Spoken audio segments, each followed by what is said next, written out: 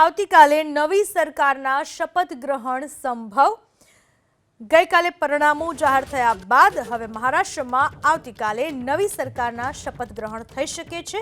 સૂત્રો પાસેથી મળતી માહિતી અનુસાર આવતીકાલે ફક્ત સીએમ અને ડેપ્યુટી સીએમ શપથ લેશે। રાજભવનમાં યોજાશે શપથ ગ્રહણ કાર્યક્રમ તેવી માહિતી સૂત્રો પાસેથી મળી રહી છે।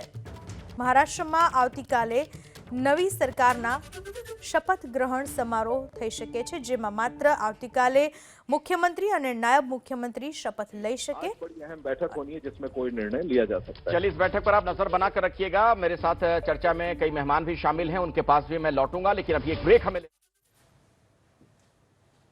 મહારાષ્ટ્રમાં આવતીકાલે નવી સરકારના શપથ ગ્રહણ સંભવ। સૂત્રો પાસેથી મળતી માહિતી મુજબ કાલે ફક્ત સીએમ અને ડેપ્યુટી સીએમ શપથ લઈ શકે છે।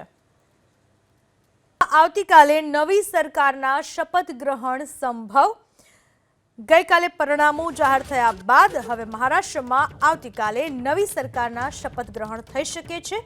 સૂત્રો પાસેથી મળતી માહિતી અનુસાર આવતીકાલે ફક્ત સીએમ અને ડેપ્યુટી સીએમ શપથ લેશે।